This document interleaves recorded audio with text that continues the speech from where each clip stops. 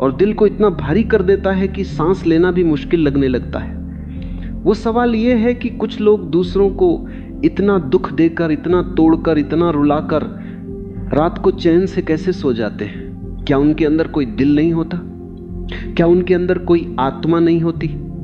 क्या उन्हें कभी ये एहसास नहीं होता कि उन्होंने किसी के साथ कितना बुरा किया है?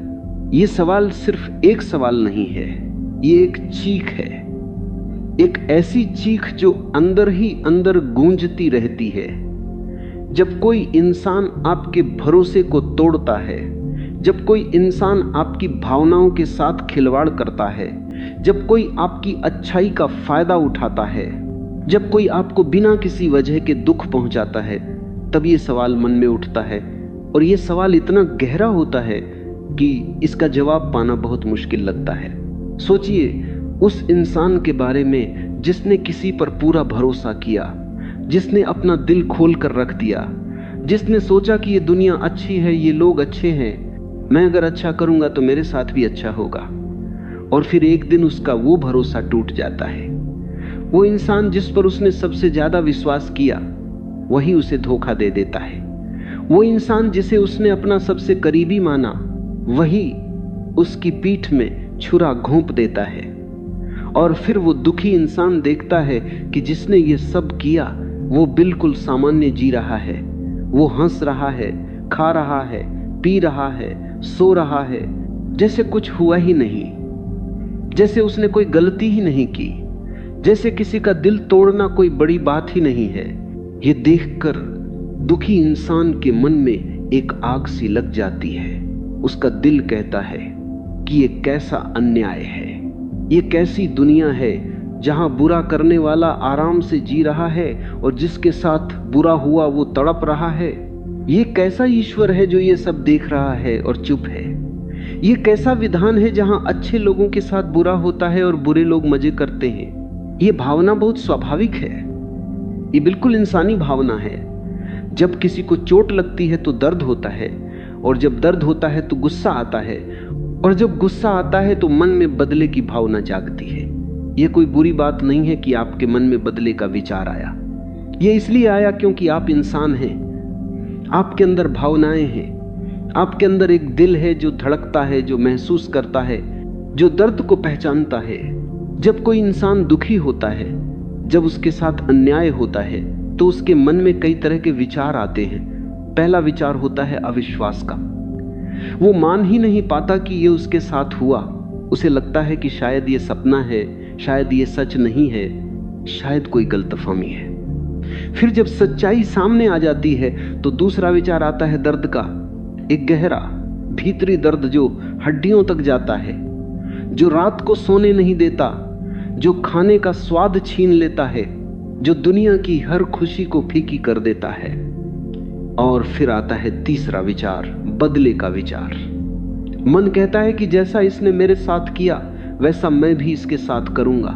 जितना दर्द इसने मुझे दिया उससे दोगुना दर्द मैं इसे दूंगा। ये इंसान रोएगा, तड़पेगा, और तब उसे समझ आएगा कि उसने मेरे साथ क्या किया। ये विचार बहुत ताकतवर होता है। ये विचार इंसान को रात भर जगाए रखता है। इंसान करवटें बदलता रहता है और मन में योजनाएं बनाता रहता है कि कैसे बदला लूं, कब बदला लूं, क्या करूं कि सामने वाला सबक सीख ले। ये विचार इतना ताकतवर होता है कि इंसान को लगता है कि बस बदला ले लूं तो सब ठीक हो जाएगा, बस एक बार सामने वाले को सबक सिखा दूं तो मेरा दर्द खत्म हो जाएगा, बस एक बार वो रोए तो मुझे शांति मिल जाएगी। लेकिन रुकिए, जरा ठहरिए। यहीं पर हमें रुककर सोचना है, यहीं पर हमें गहराई से समझना है कि बदले की ये भावना जो इतनी ताकतवर लगती है, क्या सच में वही करती है जिसका वह वादा करती है? क्या बदला लेने से सच में शांति मिलती है? क्या किसी को दुख देकर अपना दुख कम होता है? क्या किसी को रुलाकर अपने आंसू सूखते हैं? आइए इसे और गहराई से समझते हैं। एक इंसान के साथ बुरा हुआ, उसने बदला लिया, उसने सामने वाले को दुख दिया। अब क्या हुआ? क्या उसका अपना दर्द खत्म हो गया? नहीं, दर्द वहीं का वहीं है, बल्कि अब उस दर्द के ऊपर एक और बोझ आ गया है। अब उसके मन में एक अपराध बोध भी है कि उसने भी किसी को दुख दिया। अब वह इंसान जो पहले सिर्फ दुखी था, अब दुखी भी है और अपराधी भी। पहले उसके मन में सिर्फ एक घाव था, अब 2 घाव हो गए। एक घाव जो दूसरे ने दिया और एक घाव जो उसने खुद अपने आप को दिया। बदला एक ऐसी आग है जिसे आप दूसरे को जलाने के लिए अपने हाथ में उठाते हैं, लेकिन सबसे पहले वही आग आपके अपने हाथ को जलाती है। जब तक आप उस आग को पकड़े रहते हैं तब तक आप खुद जलते रहते हैं। सामने वाले को शायद कुछ हो या न हो, लेकिन आपके हाथ जरूर जल जाएंगे। बदले की भावना एक ऐसा जहर है जो आप दूसरे के लिए बनाते हैं, लेकिन पीते खुद हैं। आप सोचते हैं कि यह जहर सामने वाले को मारेगा, लेकिन यह धीरे धीरे आपकी अपनी नसों में फैलता जाता है, आपके अपने दिल को कमजोर करता जाता है और आपकी अपनी आत्मा को बीमार करता जाता है। मैंने एक बहुत पुरानी कहानी सुनी थी। एक गांव में 2 पड़ोसी रहते थे। एक ने दूसरे की फसल जला दी। जिसकी फसल जली उसके मन में इतना गुस्सा भर गया कि उसने भी सामने वाले की फसल जला दी। अब दोनों की फसल जल गई, दोनों भूखे रहे, दोनों के बच्चे भूखे रहे, दोनों के परिवार तबाह हो गए। जिस इंसान ने बदला लिया उसे क्या मिला? उसकी फसल तो पहले ही जल चुकी थी। अब सामने वाले की फसल जलाने से उसकी अपनी फसल तो वापस नहीं आई, बल्कि अब एक की जगह गांव में 2 परिवार भूखे हो गए। दुख 2 गुना हो गया, तबाही 2 गुनी हो गई। और वह चक्र चलता रहा। एक ने जलाया, दूसरे ने जलाया, फिर पहले ने जलाया, फिर दूसरे ने जलाया, और अंत में दोनों के पास कुछ नहीं बचा, कुछ भी नहीं। यह कहानी हमें बताती है कि बदला कभी किसी समस्या का हल नहीं होता। बदला समस्या को और बड़ा कर देता है, बदला दुख को और गहरा कर देता है, बदला अंधेरे में और अंधेरा भर देता है। जब कमरे में अंधेरा हो तो उसका इलाज और अंधेरा डालना नहीं है, उसका इलाज है दीपक जलाना, रोशनी लाना, बदला लेना। ऐसा है जैसे अंधेरे कमरे में और पर्दे डाल दिए जाएं, खिड़कियां बंद कर दी जाएं और फिर कहा जाए कि अब अंधेरा और गहरा हो जाए। लेकिन उससे क्या मिलेगा? सिर्फ और ज्यादा अंधेरा। अब आप पूछेंगे कि फिर क्या करें? अगर बदला नहीं लेना है तो क्या चुप बैठ जाएं? क्या सहते रहें? क्या कुछ न कहें? क्या अन्याय सहन कर लें? क्या जो बुरा हुआ उसे भूल जाएं? ये सवाल बहुत जरूरी हैं और इनके जवाब को बहुत गहराई से समझने की जरूरत है। एक और उदाहरण देखिए। मान लीजिए आप तालाब में एक पत्थर फेंकते हैं। क्या होता है? पानी में लहरें उठती हैं। ये लहरें फैलती हुई किनारे तक जाती हैं और फिर वापस लौटती हैं उसी दिशा में जहां से पत्थर फेंका गया था। यही प्रकृति का नियम है। हर क्रिया की प्रतिक्रिया होती है, हर कर्म का एक परिणाम होता है और वह परिणाम अंततः उसी को मिलता है जिसने वह कर्म किया है। अब कोई पूछ सकता है, लेकिन मैं देख रहा हूं कि जिसने बुरा किया वह तो मजे में है, उसे तो कुछ नहीं हुआ। वो बड़ी गाड़ी में घूम रहा है, बड़े घर में रह रहा है, हंस रहा है, खुश दिखाई देता है, और मैं जिसने अच्छा किया मैं ही दुखी हूं।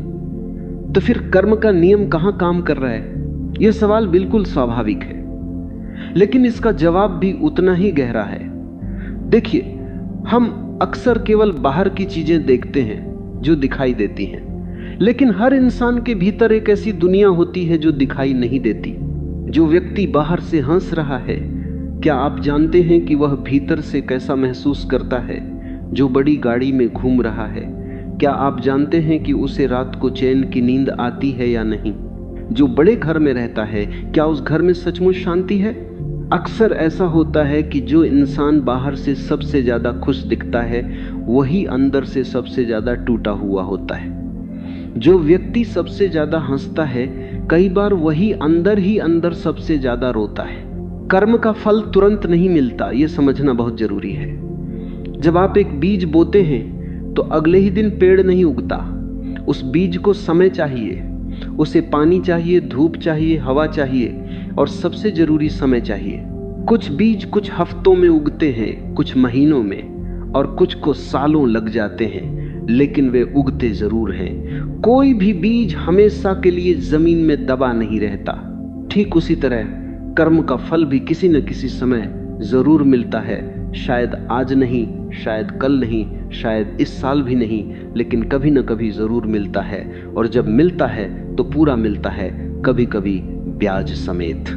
मैंने बहुत से लोगों को देखा है जो एक समय में बहुत ऊंचे थे, बहुत ताकतवर, बहुत अमीर। उन्होंने दूसरों को बहुत दुख दिया, उन्हें लगा कि कोई उनका कुछ नहीं बिगाड़ सकता।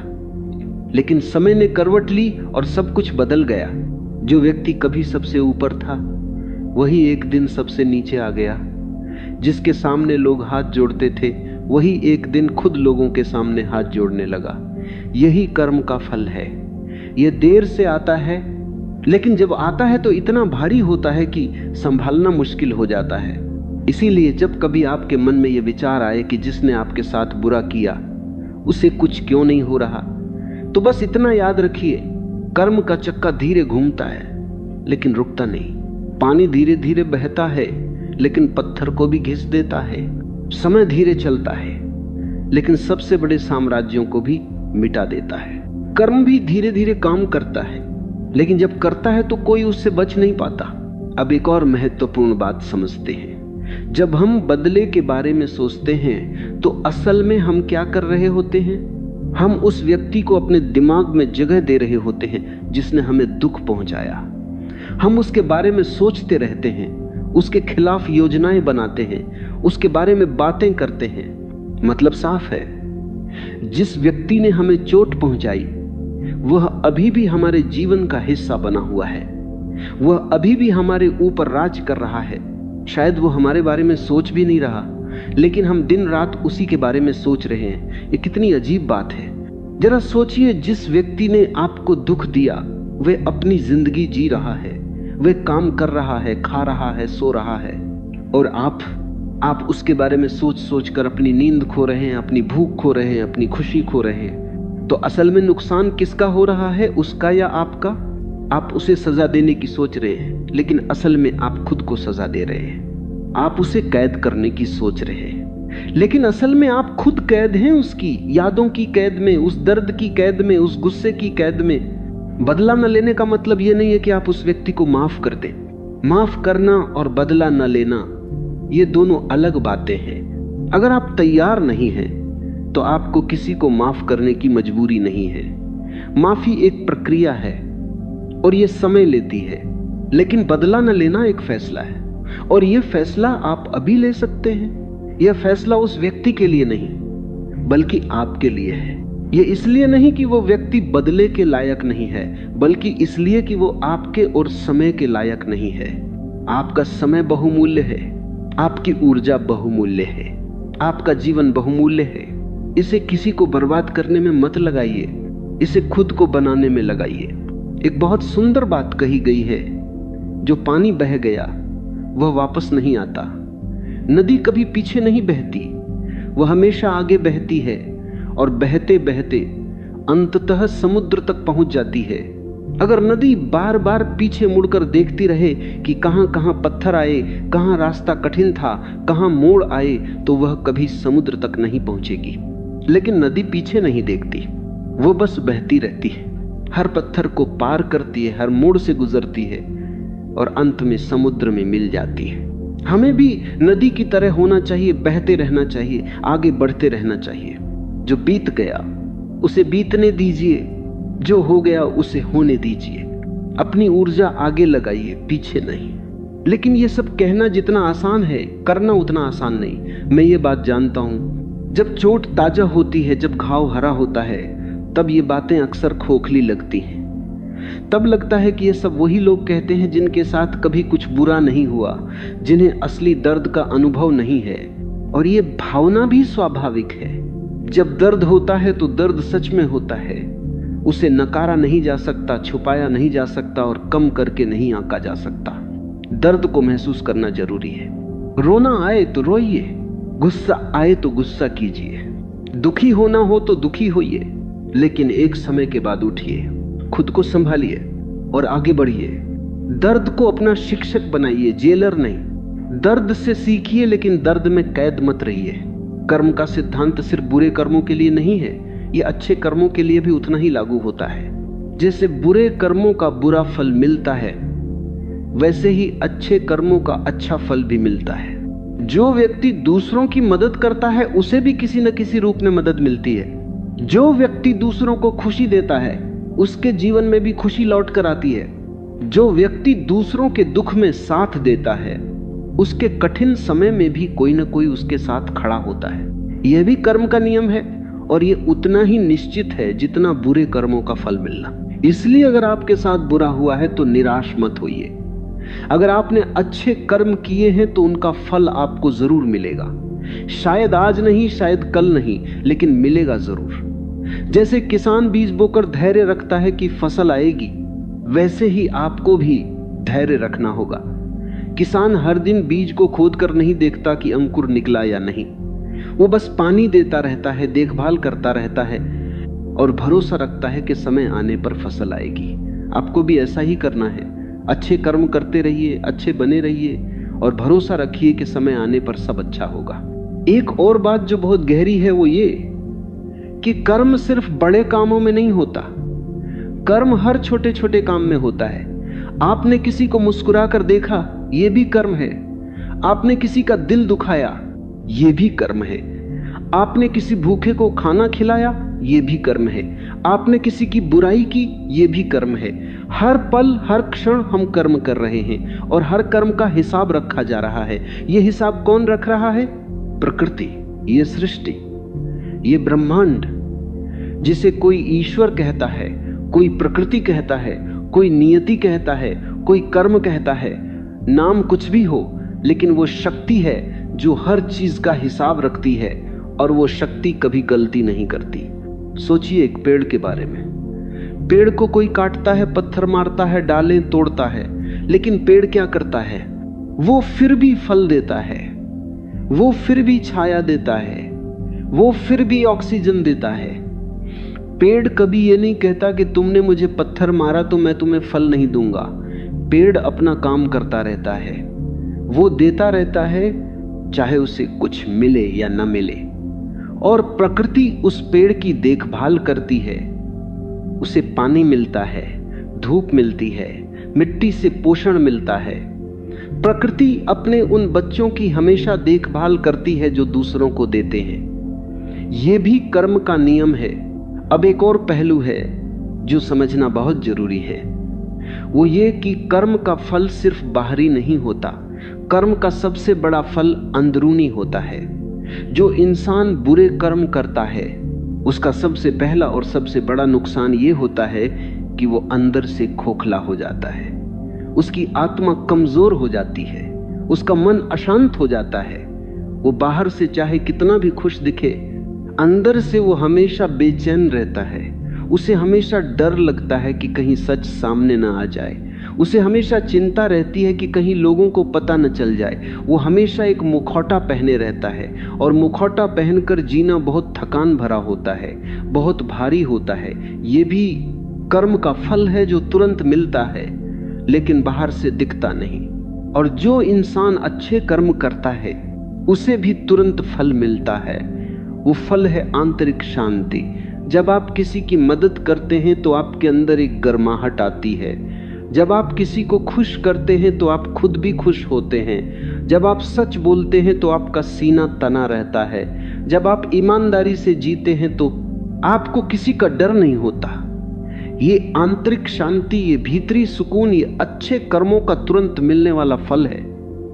और ये फल इतना कीमती है कि दुनिया की कोई दौलत इसे खरीद नहीं सकती। मुझे एक और उदाहरण याद आता है। मान लीजिए 2 बर्तन हैं। एक बर्तन बिल्कुल साफ है और उसमें शुद्ध पानी भरा है, दूसरा बर्तन गंदा है और उसमें मटमैला पानी है। अब अगर आप साफ बर्तन में थोड़ी सी मिट्टी डाल दें तो पानी गंदा हो जाएगा, और अगर गंदे बर्तन में और मिट्टी डाल दें तो वह और गंदा हो जाएगा। लेकिन अगर साफ बर्तन को साफ ही रखा जाए तो उसका पानी हमेशा शुद्ध और पीने योग्य रहेगा। हमारा मन भी एक बर्तन की तरह है। अगर हम उसमें बदले के विचार, नफरत, गुस्सा और ईर्ष्या भरेंगे तो वो गंदा हो जाएगा। और गंदे मन से न अच्छे विचार आते हैं, न अच्छे फैसले लिए जा सकते हैं। लेकिन अगर हम अपने मन को साफ रखें, और उसमें अच्छे विचार आने दें, तो मन शांत रहेगा और जीवन भी बेहतर होगा। अब एक और महत्वपूर्ण बात समझिए, जो इंसान दूसरों को दुख देता है वह अक्सर अंदर से खुद भी दुखी होता है। दुखी इंसान ही दूसरों को दुख देता है। जिस इंसान ने आपको दुख दिया, हो सकता है कि वह खुद भी किसी गहरे दर्द से गुजर रहा हो। शायद उसके साथ भी कभी बहुत बुरा हुआ हो, शायद उसे कभी सच्चा प्यार या सम्मान न मिला हो, और जब उस दर्द से निकलने का रास्ता उसे नहीं मिला तो उसने वही दर्द दूसरों को देना शुरू कर दिया। ये उसकी गलती है, लेकिन ये समझना जरूरी है कि कोई भी इंसान पैदा होते ही बुरा नहीं होता।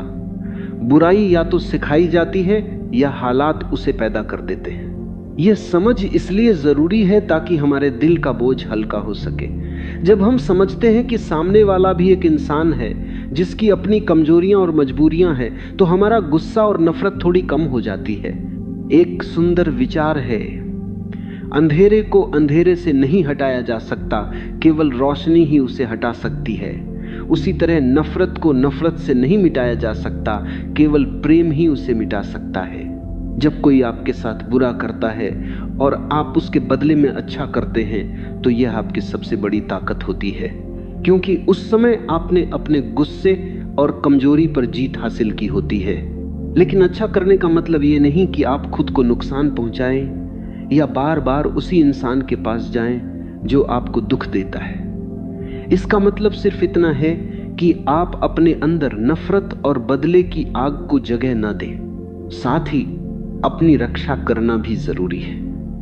उन लोगों से दूरी बनाएं जो आपको दुख देते हैं, और अपना जीवन उन लोगों के साथ बिताएं जो आपकी कदर करते हैं। दूरी बनाना बदला नहीं है, समझदारी है।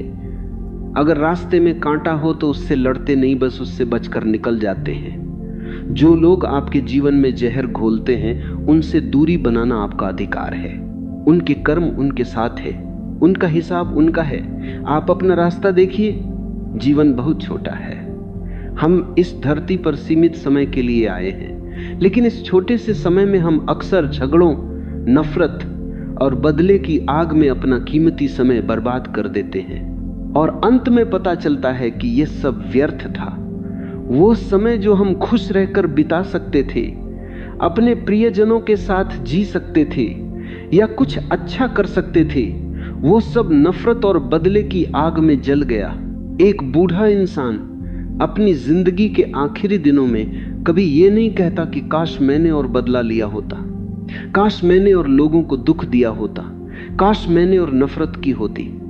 बूढ़ा इंसान हमेशा ये कहता है कि काश मैंने और प्यार किया होता, काश मैंने और माफ किया होता, काश मैंने और समय अपने परिवार के साथ बिताया होता, काश मैंने जिंदगी को और जिया होता। ये बहुत बड़ी सीख है अगर हम इसे समझ लें तो।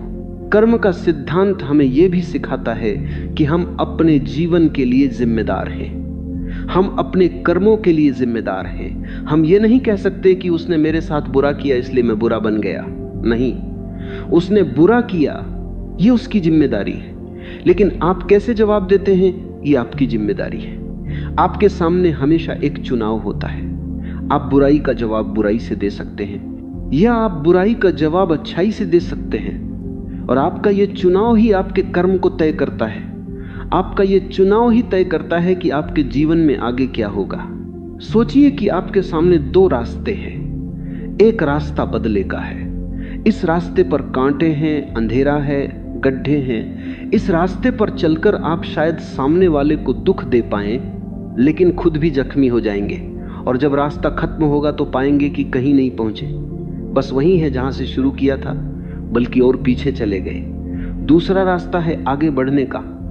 इस रास्ते पर भी मुश्किलें हैं, लेकिन रोशनी है।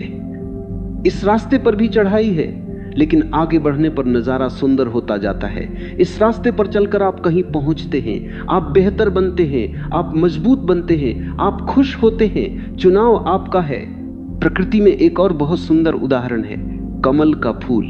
कमल कीचड़ में खिलता है, गंदे पानी में, मटमैले तालाब में, जहां बदबू है, गंदगी है, वहां कमल खिलता है। लेकिन कमल पर कभी कीचड़ नहीं लगती।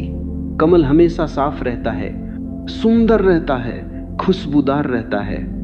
कमल ने कीचड़ को अपने ऊपर हावी नहीं होने दिया। कमल ने कीचड़ को अपनी सुंदरता छीनने नहीं दी। हमें भी कमल की तरह होना चाहिए।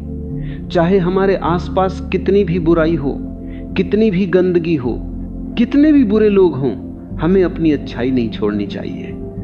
हमें अपनी सुंदरता नहीं खोनी चाहिए। हमें कीचड़ में रहकर भी कमल की तरह खिलना चाहिए। और ये भी जान लीजिए कि दर्द बुरा नहीं है, दर्द एक शिक्षक है। दर्द हमें सिखाता है, दर्द हमें मजबूत बनाता है। जो इंसान कभी दर्द से नहीं गुजरा, वो कभी सच में मजबूत नहीं बन सकता। सोना आग में तपकर शुद्ध होता है, हीरा दबाव में बनता है, तलवार हथौड़े की चोट खाकर तैयार होती है।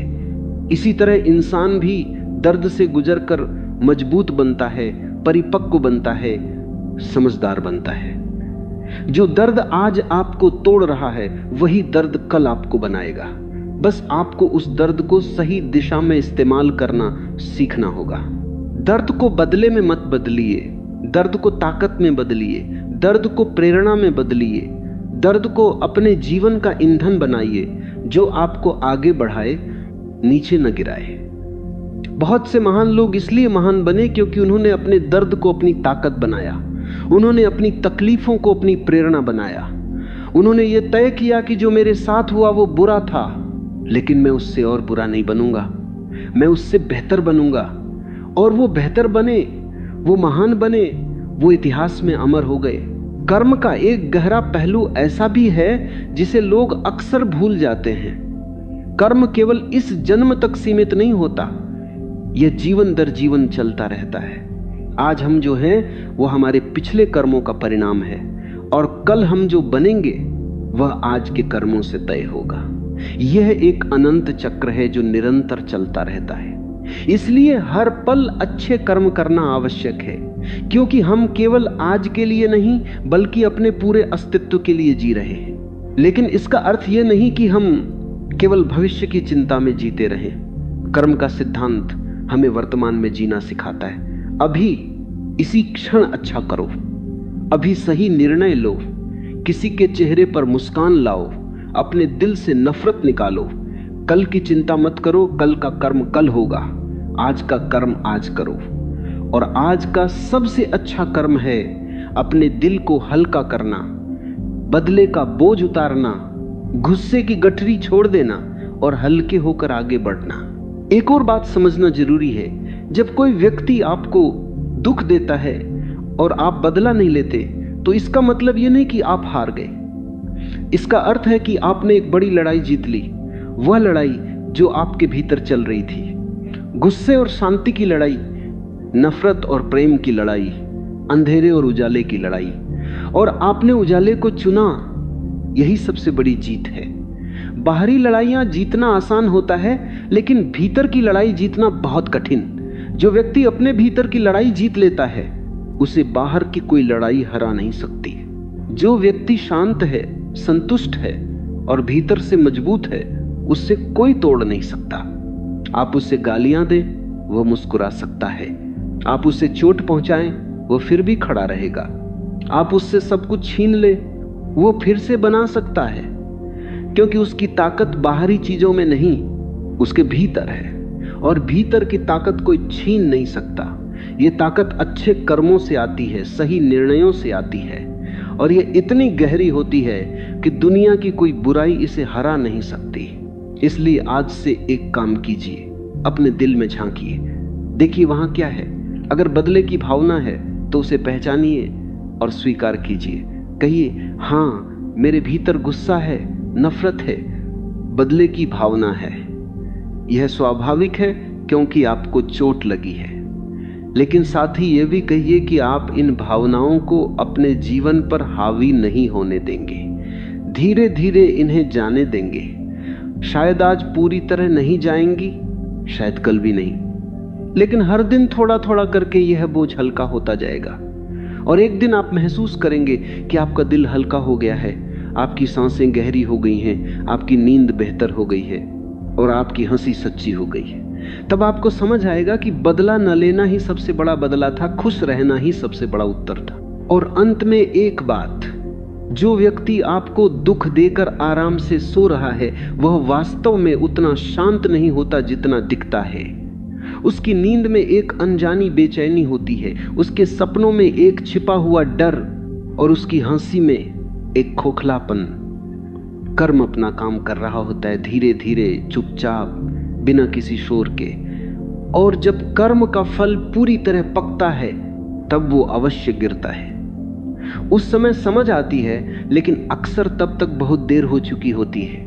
इसीलिए न बदले की आग में जलिए और न अन्याय से टूटिए। बस अपने कर्म अच्छे रखिए, दिल साफ रखिए और आत्मा को मजबूत बनाइए।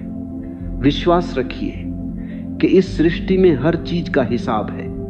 कोई कर्म बिना फल के नहीं जाता, कोई आंसू बिना गिने नहीं गिरता, कोई दर्द अनदेखा नहीं रहता। ये सृष्टि सब देखती है, सब जानती है और अपने समय पर न्याय करती है। आपका काम बस इतना है, अच्छे बने रहना, बाकी समय और कर्म संभाल लेंगे। जीवन एक यात्रा है, इस यात्रा में सुख भी आएगा और दुख भी, अच्छे लोग भी मिलेंगे और बुरे लोग भी। कभी रास्ता आसान होगा, कभी कठिन, लेकिन हर परिस्थिति में चलते रहना है। थकान हो तो थोड़ा विश्राम करिए, लेकिन रुकिए मत। दर्द हो तो रो लीजिए, दिल हल्का कर लीजिए, लेकिन टूटिए मत। और सबसे जरूरी, बदला मत लीजिए, क्योंकि बदला इंसान को उस अंधेरे में ले जाता है जहां से लौटना कठिन हो जाता है। बदला आपको वही बना देता है जिससे आप स्वयं नफरत करते हैं। इसलिए उठिए, अपने आंसू पोंछिए, सिर ऊंचा रखिए और दुनिया को दिखाइए कि आप टूटे नहीं हैं।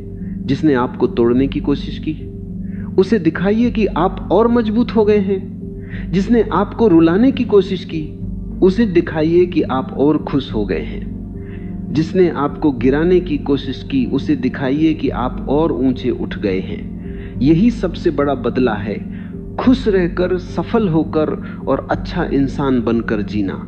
कर्म अपना काम करेगा, समय अपना काम करेगा, प्रकृति अपना काम करेगी। आपको बस अपना काम करना है, अच्छा बने रहना। और एक दिन आप देखेंगे कि जीवन ने आपको वह सब दिया जो आपका था, और जिसने बुरा किया उसे भी वही मिला जो उसका था। क्योंकि कर्म कभी किसी को नहीं छोड़ता।